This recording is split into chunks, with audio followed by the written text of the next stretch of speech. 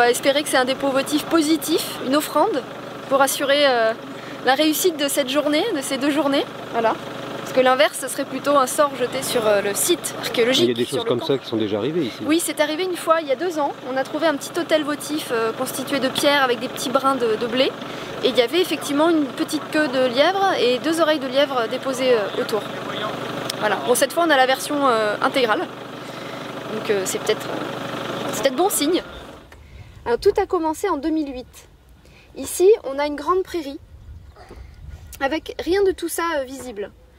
La commune a voulu construire un lotissement ici. Et donc la loi nous oblige à faire un diagnostic archéologique avant. Évidemment, lors de ce diagnostic, on a découvert les premiers bâtiments. En l'occurrence, c'est un grand domaine d'exploitation. Là, on sent qu'on a affaire à un propriétaire relativement important, sans doute un personnage très riche et très important. Je vais vous montrer des photos qui ont été prises l'année dernière. Voilà, qui permettent de voir le site sans les bâches. Donc vous avez ici la salle de réception avec les fameux canaux dont je vous parlais. Ici, on a le sol antique très bien préservé. Cette villa gallo-romaine, pendant 4 siècles, elle va évoluer, elle va s'agrandir, elle va même se monumentaliser. Tout ça pour arriver au plan que vous avez sous les yeux. Ensuite, à la fin de l'Antiquité, donc vers la fin du IVe siècle, début du Ve siècle, à peu près à l'époque que représentent nos amis barbares derrière vous, donc la fin de l'Antiquité, le début du Moyen-Âge, ce site est réoccupé. Donc je voulais faire de l'archéologie, petit à petit je me suis dirigée vers la recherche. Finalement la recherche ne m'a pas tellement plu, donc je me suis dirigée vers autre chose, et notamment le marché des antiquités.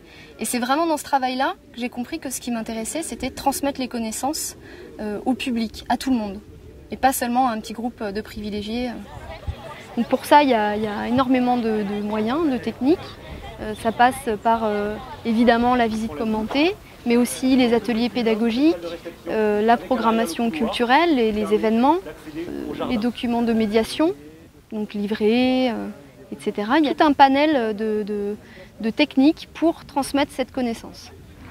Les moments les plus émouvants, souvent, sont liés aux enfants, au jeune public, quand d'un seul coup, les enfants sont touchés, émus par le passage du temps. C'est-à-dire qu'il y a un moment où la lumière se fait.